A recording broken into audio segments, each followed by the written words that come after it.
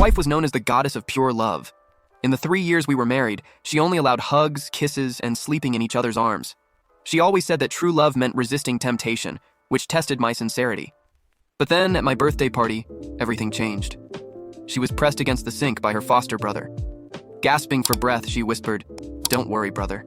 I've never let him touch me. My heart has always been yours." Her foster brother's grip tightened around her waist, his breath ragged then. "Isn't he useless as a man?" "Girl, you're wicked." Isabella Moore chuckled softly. "He deserved it. He pushed me into marrying him, angering you to leave the country." The sting cut deep. I turned off my phone, walked out of the hotel quietly. No. On the way home, I called Vincent Moore, her father. "Uncle Vincent, the 3 years are up. Can I leave now? It's been 3 years, River. Are you really saying you haven't developed any feelings for Isabella?" A long, weary sigh came from the other end of the line. In the 3 years we'd been married, even though she never shared my bed, her actions had been those of a woman deeply in love. She bought us matching couple items, pouting playfully and saying, "One for you, one for me." Even though her work kept her busy, she never returned from a business trip without a gift for me. She never missed a holiday, always throwing a grand party for my birthday. Her kindness was the talk of our circle, and that's exactly why, even though I knew our marriage was a mere transaction, I couldn't help but give her my heart piece by piece. But now I saw it all for what it was. Nothing but a well-played game, a calculated act of revenge. If that was the case, then I would take back what I had foolishly given her. My heart. I remained silent, and Uncle Vincent took my silence as confirmation. After a long, heavy pause, he sighed again. "All right, since you're insistent, I'll keep my word. I'll arrange for your departure in half a month, but we must keep this from Isabella. She's so taken with you right now. If she finds out the truth, I fear she'll lose her mind." I curled my lips into a faint, ironic smile. Isabella lose her mind? Her heart had never truly belonged to me. She had deceived everyone, but I had no intention of exposing her. I sank onto the sofa, the hours slipping by until nightfall. Isabella returned, her arms slipping around me from behind the back of the sofa.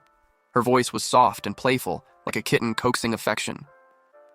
"Hubby, why did you leave so suddenly? You didn't answer my calls. Did I do something wrong?" As I spoke, I turned my head to look at her, only to freeze. My eyes caught the dark red marks on her neck and my breath hitched in my throat. Isabella didn't notice anything unusual. She nuzzled her cheek against mine, her voice soft. You just felt a bit." "What?" I forced a smile, my words barely escaping. A bit unwell, she tensed, pulling away from me instantly. Her hand flew to my forehead, her gaze scanning my face with concern. "How come you're silent, suddenly sick? What's wrong?" "I'll take you to the hospital." Without waiting for an answer, she grabbed my hand, ready to drag me out the door. I gently pulled her back toward the couch. "No need. It was just a headache. I'm feeling better now." "Really?" Her eyes narrowed with suspicion. Seeing the reassurance in my smile, she leaned in to kiss me, her lips brushing close. "I have a surprise for you tonight." "Okay." I turned my head slightly, avoiding her kiss. She paused, looking at me in confusion. I offered a faint smile in response. "Did you drink a lot tonight? Go take a shower." Isabella sniffed her sleeve, then chuckled as if trying to cover up something she hadn't quite caught. "All right, I'll go take a shower. Wait for me, okay?" I watched as Isabella happily walked, the smile on my face slowly fading away. "Sorry, Isabella. This would be the last time I waited for you." When she returned, fresh from the shower, she found me already deep in sleep. She muttered something under her breath, then, as always, wrapped her arms around my waist and drifted off beside me. What had once been a position that filled me with warmth now felt stifling, even suffocating. The next morning, before we were fully awake, a loud knock at the bedroom door startled us. Isabella frowned. Then, with a tenderness I didn't deserve, she tucked the blanket around me and went to open the door. Outside, Dashmore pushed past her, his eyes immediately locking on me, his expression twisted with both fury and pain. He gritted his teeth, glaring at Isabella with barely contained resentment, before letting out a cold snort and turning to leave. "Brother!" Isabella lifted her foot, eager to chase after Dash, but then her eyes softened and she pulled it back. She turned to me, her gaze filled with something unreadable. "Darling, my brother's probably upset. You should rest a little longer. I'll go check on him." Before I could say a word, she was already rushing out, a little too eager to leave with all the commotion. Sleep was a distant thought. I rose, made breakfast, and tidied up the kitchen, the movements almost mechanical. When I headed downstairs with the trash, a thought crossed my mind. I decided to take the fire escape, seeking a bit of fresh air to clear my mind. But the moment my fingers grazed the doorknob, Dash's voice stopped me. His words were heavy, laden with frustration. Isabella, you're such a liar. Just yesterday you told me you've stayed pure for me, and now today you're sharing a bed with him. Isabella's sigh was soft, almost like a laugh tinged with helplessness. Brother, don't be ridiculous. River and I are legally married. If we slept in separate beds, people would talk. But believe me, I've never let him touch me. We only sleep beside each other, she added, her voice laced with a false sense of innocence. Dash let out a cold, dismissive snort. I don't care. Even lying beside each other is unacceptable. I'm not happy about it. Isabella's voice trembled as she responded, all right, then what do you want me to do? His response was sharp, his tone possessed. I want Isabella to stay with me for a whole month. You can only sleep next to your brother. Isabella hesitated, her lips parting with a soft, before his aggressive, demanding kisses pulled her under his control. Come on, say it. Yes or no? If you don't agree, I'll kiss your lips until they're swollen. Okay? Okay, I'll figure something out. Don't be so rough. Your sister still has to face people, you know? The tension in the room tightened, and unable to bear their lovey-dovey exchange any longer, I released the door handle and silently retreated to the elevator. Upstairs, Isabella was already sitting at the dining table eating the breakfast I had made. She glanced up when I entered, her face filled with guilt. Darling, there's a business trip out of town. The client is really difficult, and Breyer and the others can't handle it. I have to go. It might take a month. I froze for a moment, taken aback by her excuse. In the first year of our marriage, she had gone on a 3-day business trip. I ended up hospitalized with a gastric bleed, left alone with no one there to care for me. When she came back and found out, she immediately declared to the company that she'd never go on another business trip. She would rather give up on out-of-town clients than be away from me for even a day. That was the moment she became famous for having a love brain. Now, with her true love back, it was no surprise that she had conveniently forgotten all those things she once pretended to care about. I nodded at her, the weight of the situation settling over me. Then I'll pack your luggage. As I opened the suitcase that hadn't been, a sketch slipped out. I picked it up. It was the draft of the ring I was currently wearing. Inside the setting of the diamond, 2 letters were hidden to the designer of that ring. A chill ran through me and my fingers trembled uncontrollably. So over the past 3 years, I hadn't just been a shield for the two of them. I'd been the silent vessel carrying the weight of their so-called love. Footsteps echoed quickly from the hallway. I folded the design sketch without hesitation and slipped it into the hidden compartment of the suitcase. Moments later, the door creaked open. Isabella's eyes flicked toward the suitcase, anxiety flashing across her face. Hubby, you didn't see anything, did you? I looked at her calmly, wearing a mask of confusion. See what? She gave a sheepish laugh, trying too hard to sound light. Oh, nothing. Let me help you pack. Once the luggage was zipped shut, she clung to me at the doorway like a child afraid of the dark, dragging out the farewell with misty eyes and soft pleas. Only after her tearful performance did she finally walk away. As soon as the door closed behind her, I slipped off the ring and placed it gently into its box. The pale impression it left on my finger stared back at me like a quiet wound. It's all right, I told myself.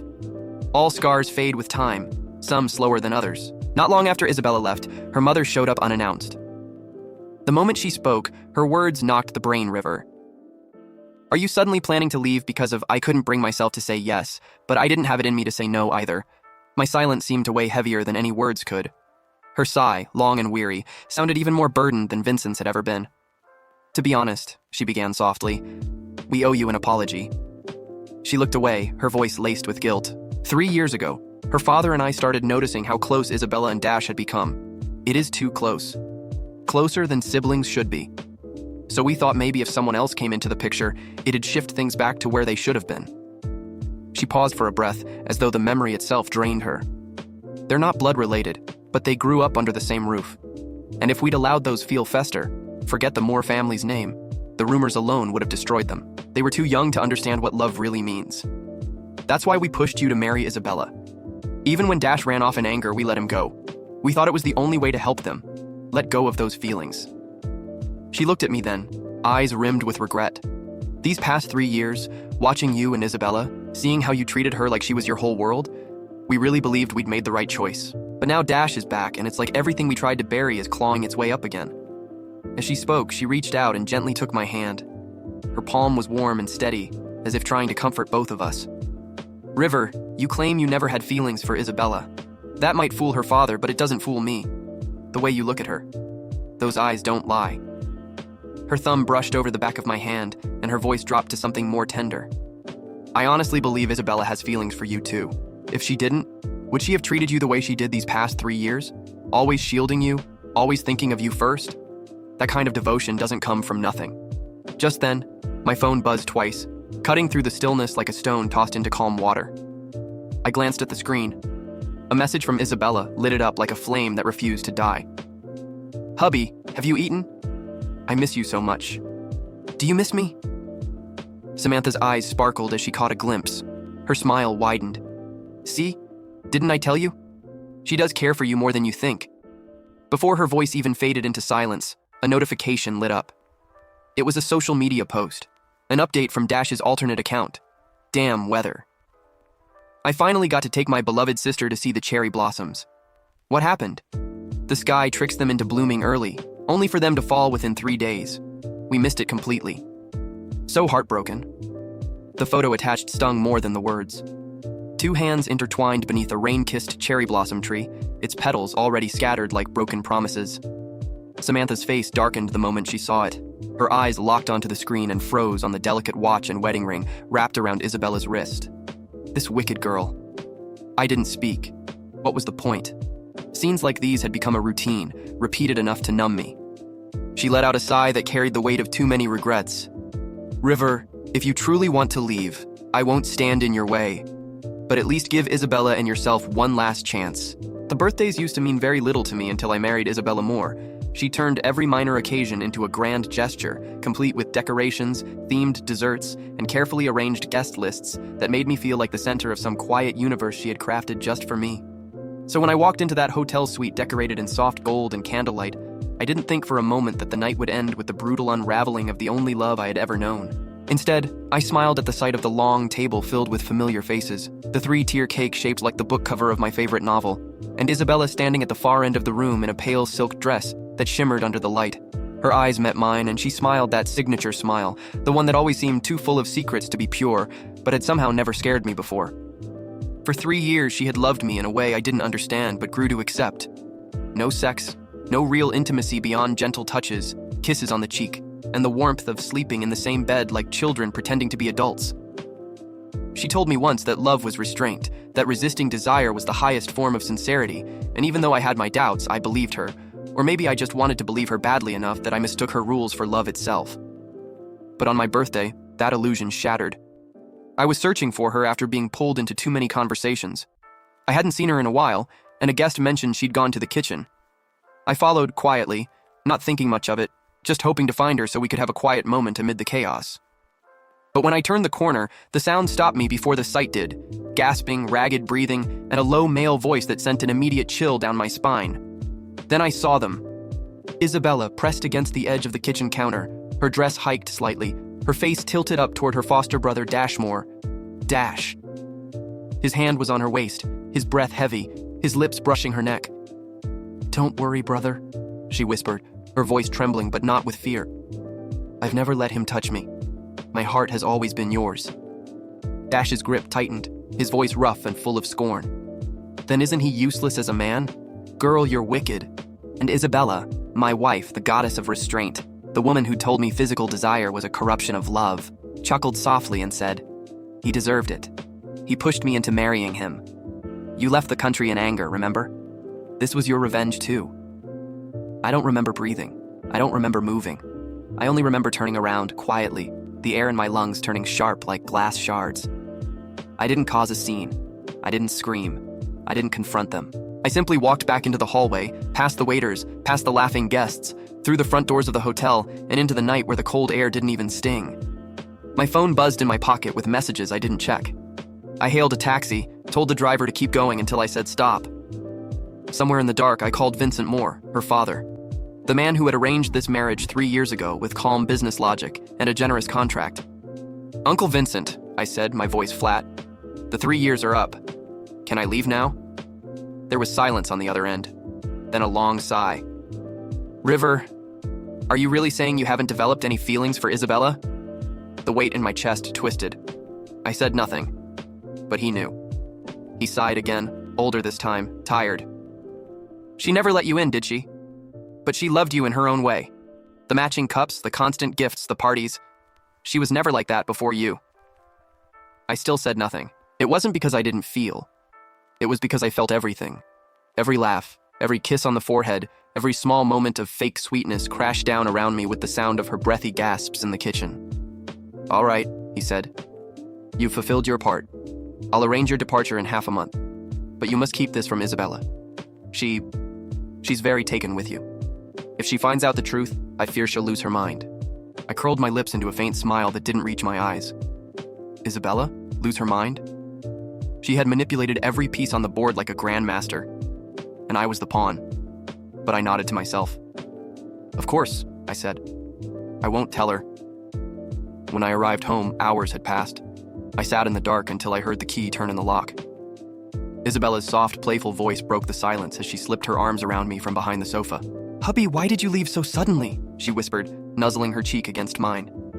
"Did I do something wrong?" I turned my head slowly, forcing my face into a mask of confusion. Then I saw it. Faint, dark red marks on her neck. My stomach turned, but my voice was even. "Just felt a bit unwell." She panicked immediately, placing her hand on my forehead. "You're sick? I'll take you to the hospital." I gently pulled her back to the couch. "Just a headache. It's better now." She smiled in relief and leaned in to kiss me. I turned my head. "Did you drink tonight?" She chuckled nervously, sniffing her sleeve. "Maybe a little. I'll go shower, okay? Wait for me." I nodded, watching her walk away, the smile on my face brittle. I whispered under my breath as the bathroom door closed behind her. "This is the last time I wait for you." And I meant it.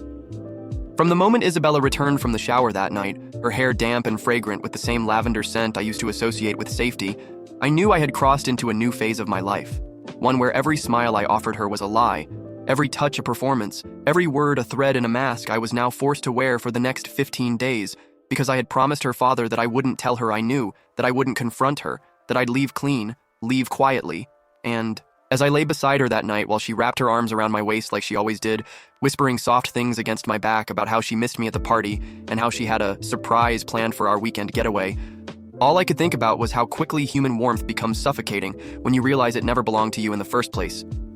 Her heartbeat against my back used to bring me peace. Now it was a metronome counting down the seconds until I could disappear. In the morning, she was sunshine again, pouting at me over coffee, asking why I was so distant and blaming my mood on the leftover wine. I laughed, told her I was just tired, and she smiled like a cat who believed she'd gotten away with everything. It wasn't long before she fabricated her next excuse. "Darling, there's a business trip out of town," she said, as we sat at the breakfast table I'd set earlier with mechanical precision. "The client is difficult and Breyer can't handle it alone." I looked at her, measuring the lie she was spoon-feeding me with wide eyes and a playful frown, like it was just another normal Tuesday. "It might take a month," she said. I nodded slowly, and before she could move to pack, I stood up, walked to the closet, and opened the suitcase myself. That's when the sketch slipped out. It was a ring, my ring. The one I wore every day without fail, the one she insisted we designed together 3 years ago as a symbol of growing together. But this sketch didn't feel like a keepsake. It was tucked in a hidden fold beneath winter clothes that hadn't been touched since last year. It had a small note scribbled in the corner, 2 initials, D&I, Dashmore and Isabella. And at the bottom, a date that preceded our engagement by nearly 4 months. My hand trembled as I folded the sketch without hesitation and slid it into the hidden compartment of the suitcase. When Isabella walked in moments later, her expression twitched, just slightly, when she saw the open case. "Hubby, you didn't see anything, did you?" she asked, voice light, too light. I looked at her, blinking with faux confusion. "See what?" She laughed it off, brushed it away like a strand of hair, then pulled me into a hug that I didn't return. As we zipped the suitcase shut together, her fingers lingered on mine. "I'll miss you so much," she murmured. "Wait for me, okay?" I smiled faintly. "Of course." She clung to me like a child on the edge of sleep, eyes glassy, voice trembling with manufactured sadness. Her tears meant nothing. Her warmth meant nothing. And the moment the door closed behind her, I slipped the ring from my finger and placed it in its velvet box, the pale indentation it left on my skin staring back at me like the memory of a wound not yet healed. I told myself that scars fade, that silence was the kindest revenge I could offer. Days passed. I went through the motions. I worked.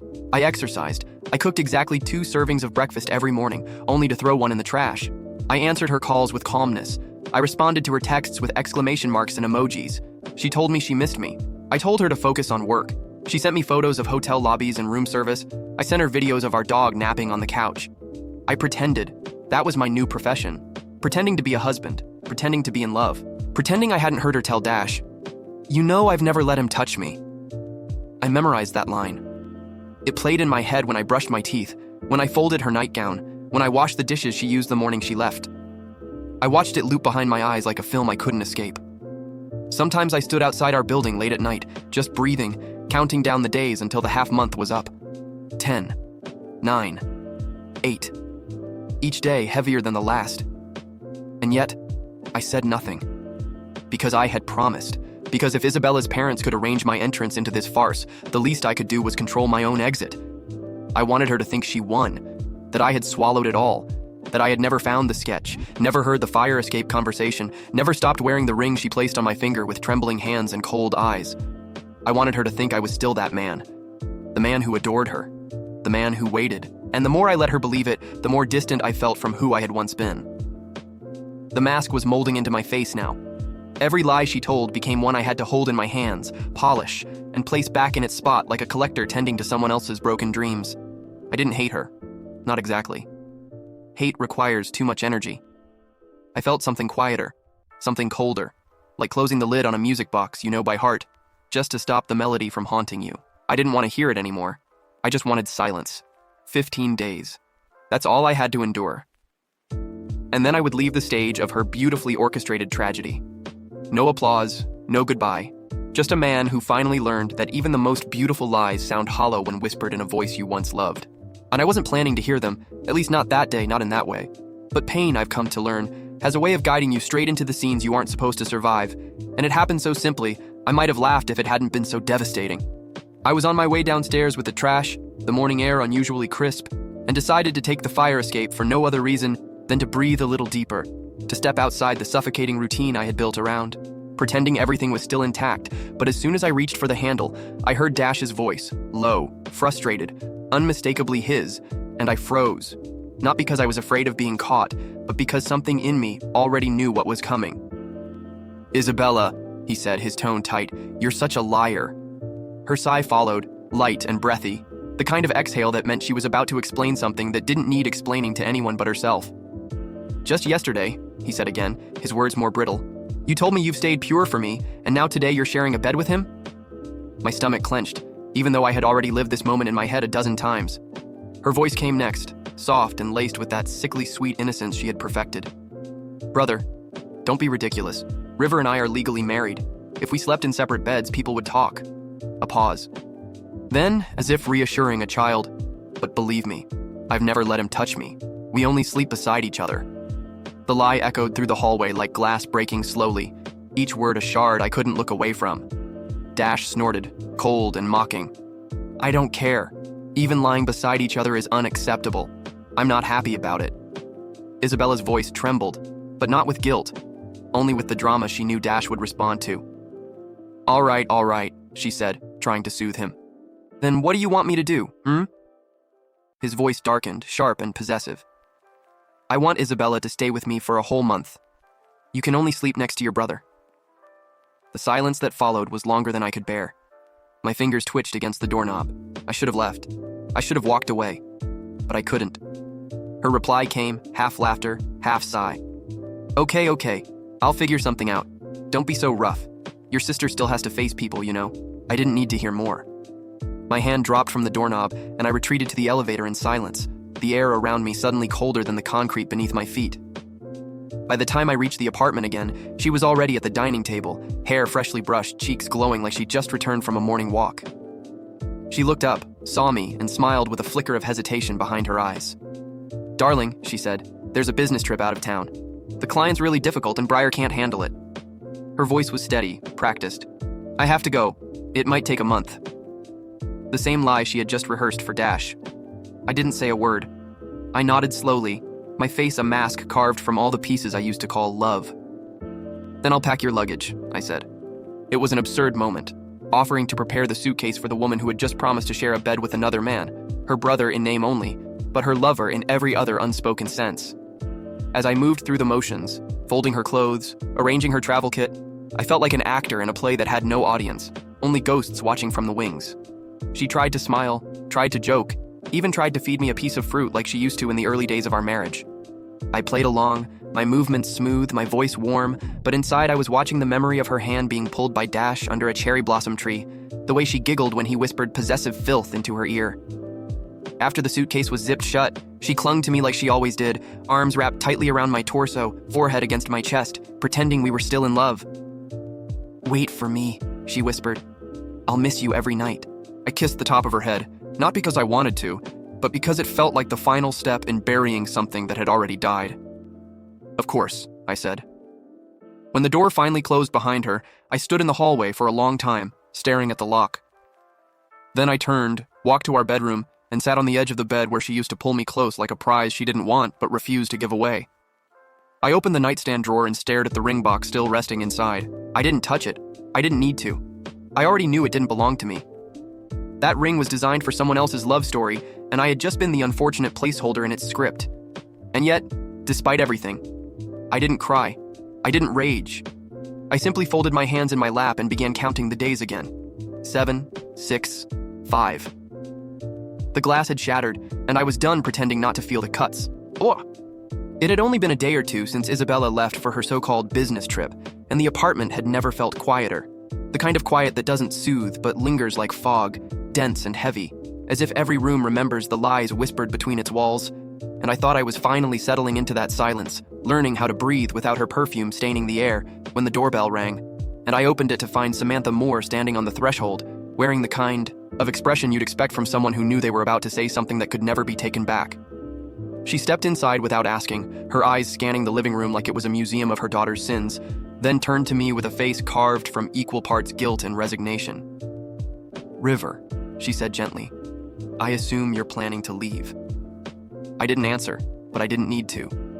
She could see it in the way the apartment looked stripped of soul, how the ring box was no longer beside the bed, how every photo of Isabella had been removed from the frames but not yet replaced.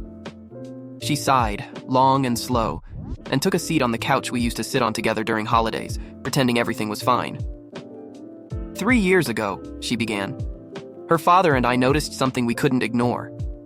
Isabella and Dash were getting too close, not in a playful sibling way, not in a childhood bond way, but in a way that made everyone around them uncomfortable. I sat across from her, still silent, my eyes fixed on the coffee table between us, as if the grain in the wood might split open and swallow everything I didn't want to hear. "They're not blood," she continued. "We all know that, but they were raised under the same roof since they were 11. And still, by the time they were 18, there were looks, lingering touches. And that terrified us." Her hands twisted in her lap, knuckles pale. "We were afraid that if we didn't intervene, if we didn't redirect whatever was blooming between them, they'd act on it, and the scandal would destroy our family. You know how people are. They wouldn't care that there's no biological tie. They'd only see incest, taboo, headlines." My throat tightened, but I said nothing. I didn't want to make this easy for her. So when Dash left, stormed out, furious with us for trying to keep them apart, we thought it was our chance. A reset. That's when we approached your uncle, arranged the marriage. You were perfect on paper and in person. We thought, if she married you, if she focused on a new life, the feelings she had for Dash would fade. Her eyes lifted to mine then, full of something I couldn't name. And for a while it seemed like it worked. She was kind to you, thoughtful, loyal, at least in appearance. But then Dash came back. Her voice faltered, and it all started again. I wanted to laugh, to scream, to ask her what she thought love looked like, if love meant using someone as a human buffer, if kindness was supposed to be repayment for betrayal. But instead, I just stared. "I watched you these 3 years," she said, softer now. "You loved her. You never asked for more than what she gave. You respected her boundaries, even when they were unfair. You protected her reputation. You became the man we hoped would save her from herself. And maybe," she hesitated, "maybe you did, in ways we'll never understand." Her fingers reached for mine across the table, warm and trembling.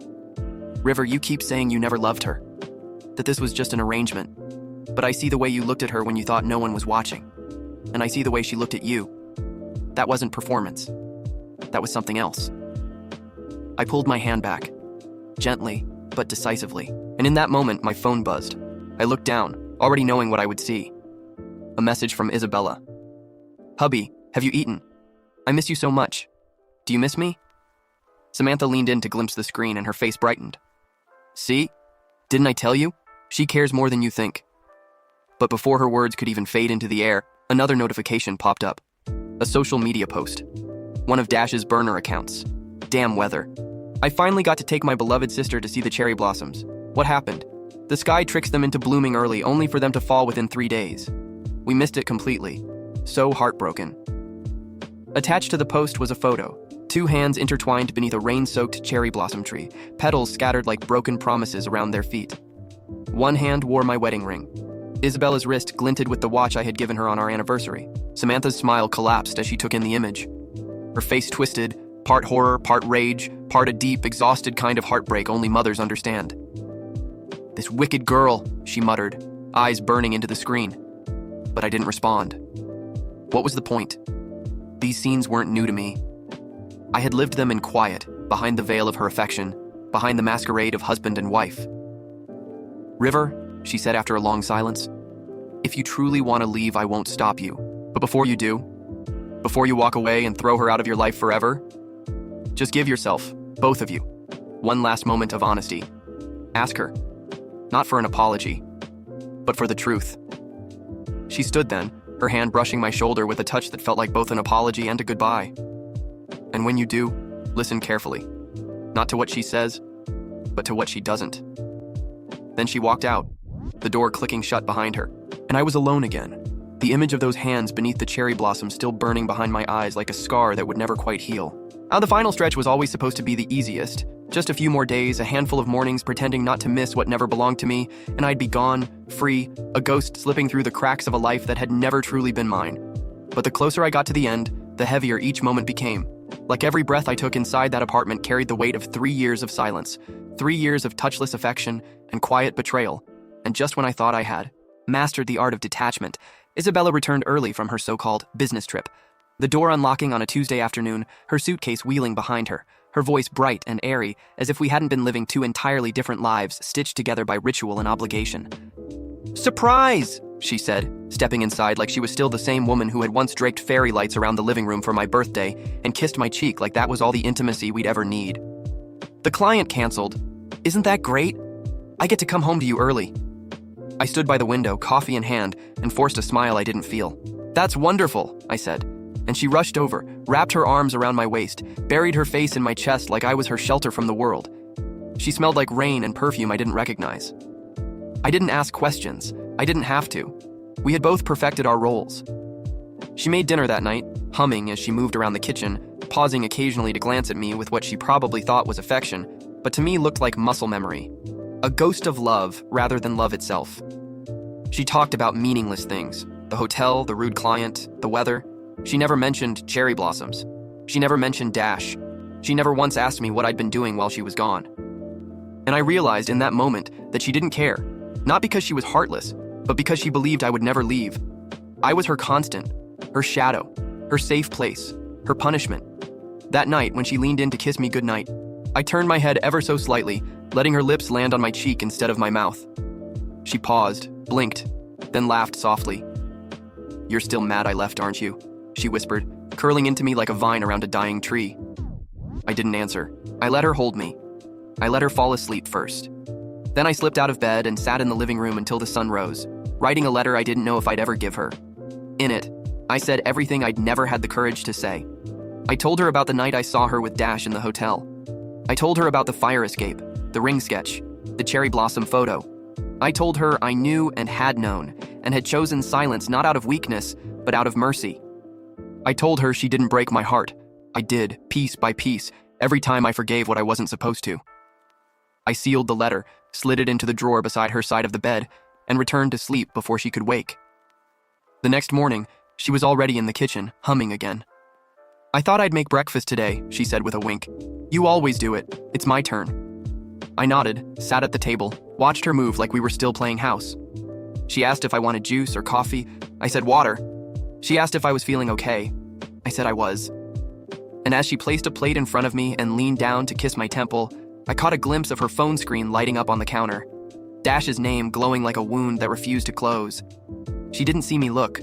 She didn't see me clench my fists under the table. She didn't know I had already packed my suitcase 2 days ago and hidden it in the hallway closet. After breakfast, she went to shower. I stood outside the bathroom door listening to the sound of water masking everything we'd refused to say. I considered knocking. I considered walking in. I considered asking her, just once, to tell me the truth. But I didn't, because I already had it. The truth wasn't something she could speak. It was something she lived, and I had seen enough. That night, we lay beside each other again, her head on my shoulder, her hand resting over my chest. She whispered something about the future, a trip to the mountains, a new start, a baby maybe. "I think I'm ready," she murmured, "to be a real wife." I stared at the ceiling, unmoving. "We'll talk about it," I replied. She smiled, kissed my chest, and drifted off. I didn't sleep. I counted the hours until dawn. And when the sun finally rose, I stood, showered, dressed quietly, and took the sealed letter from the drawer. I placed it on her pillow, next to the velvet ring box. I took one last look at her, Isabella, the woman who had never let me touch her, who had laughed in another man's arms while calling me husband. And then I left the apartment without a word. I didn't look back. I didn't lock the door. I didn't even close it gently. It clicked shut on its own as if the house itself was relieved to be empty. Again, I didn't feel free when I left, only hollow, like I had stepped out of a play I didn't realize I'd been cast in until the script ran out of pages. And as I stood on the train platform that morning, suitcase in one hand and a boarding pass in the other, I realized I had nothing to say. No final monologue, no goodbye text to send, no dramatic confrontation to rehearse in my head anymore, because everything that needed to be said had already happened in silence. In every moment, I bit my tongue. In every kiss I accepted like a debt I would never be repaid. In every birthday party thrown with a smile hiding a knife. The train pulled in slowly, its low rumble vibrating through my shoes, and as I boarded, I didn't even check to see if she texted. Maybe she had already read the letter, maybe she hadn't woken up yet, maybe she would cry, maybe she'd just delete it and throw the ring in a drawer. None of it mattered now. I took a seat near the window and watched the skyline shrink as the train rolled away from the city that had held my humiliation with such elegance. I didn't know where I was going exactly. Vincent had arranged a temporary residence for me in a smaller city 2 hours out, far enough that no one would recognize my name, close enough that I wouldn't feel like I was starting from scratch entirely. The apartment was clean, quiet, and empty. No framed wedding photos, no shared cups, no lingering scent of lavender and lies.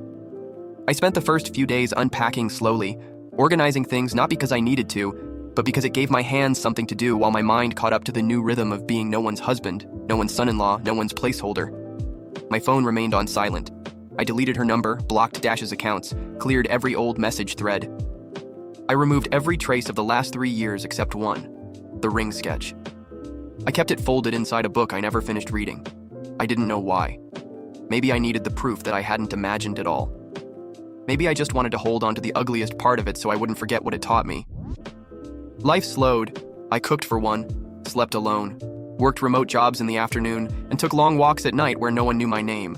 No one looked at me like I was supposed to play a role I didn't ask for. For the first time in years, I didn't have to perform. Some nights I dreamed of her. Not in the way you'd expect.